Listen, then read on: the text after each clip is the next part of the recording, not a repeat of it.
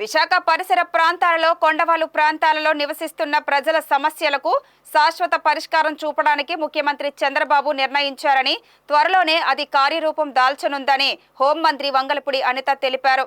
విశాఖ పశ్చిమ నియోజకవర్గం పరిధిలోని గోపాలపట్నంలో ఇటీవల కురిసిన భారీ వర్షాలకు శిథిలమైన ప్రాంతాలను ఆమె పరిశీలించారు.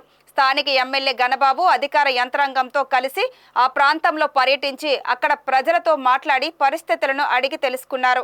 ఈ సందర్భంగా మీడియాతో మాట్లాడుతూ, విశాఖలో కొండవాలు ప్రాంతాల్లో పేదలు ఎక్కువగా నివసిస్తున్నారని, ప్రకృతి విపత్తులు సంభవించినప్పుడు వారు తీవ్రంగా నష్టపోతున్నారని పేర్కొన్నారు.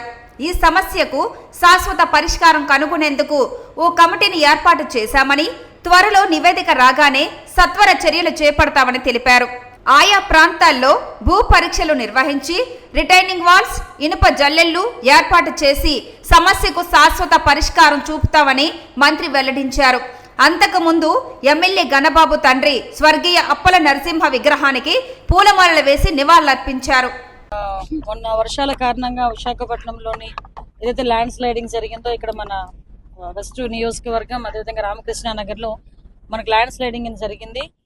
విషయం ఏంటంటే, అదృష్టవశాత్తు ఎవరు కూడా ప్రాణహాని లేకుండా ముందే మనందరం కూడా రిలైజ్ అవ్వటం, ఆ ల్యాండ్ స్లైడ్ జరుగుతున్నప్పుడు కూడా ఎమ్మెల్యే గారు కూడా దగ్గర ఉండటం, ఇమీడియట్ గా అధికార యంత్రాంగాన్ని అంతటినీ కూడా అలర్ట్ చేసి అధికార యంత్రాంగం మొత్తం అంతా వచ్చి అక్కడ ఏదైతే హౌసెస్ ఉన్నాయో హౌసెస్ లో ఉన్న వాళ్ళందరినీ, అంటే ఒక రో 10 హౌసెస్, ఆ పైన ఇంకొక 10 హౌసెస్, మొత్తం ఒక 20 హౌసెస్ అక్కడ ఇమీడియట్ గా మనకి ఎఫెక్ట్ అవుతాయేమో అని భయపడి ముందు ఇమీడియట్ గా వాళ్ళందరినీ తీసుకొచ్చి ఇక్కడ రీహాబిలిటేషన్ సెంటర్ లో మన మొత్తం అందరూ కూడా మన అధికార యంత్రాంగం అదేవిధంగా ఎమ్మెల్యే గారు అందరూ కూడా ఇక్కడ పెట్టడం జరిగింది. అయితే ఇందాక మన ఎమ్మెల్యే గారు చెప్పినట్టుగా విశాఖపట్నం ఎంత బ్యూటిఫుల్ సిటీగా ఉంటుందో, అదేవిధంగా ఇక్కడ కొండవాళ్ళు ప్రాంతాల్లో ఎక్కువ మంది నివాసం ఏర్పాటు చేసుకోవడం అనేది నాకు తెలిసి స్టేట్ లెవెల్లోని వైజాగ్ లో ఉన్నంత ఎక్కువ కొండవాళ్ళ ప్రాంతాల్లో ఇంకెక్కడ ఉండరేమో.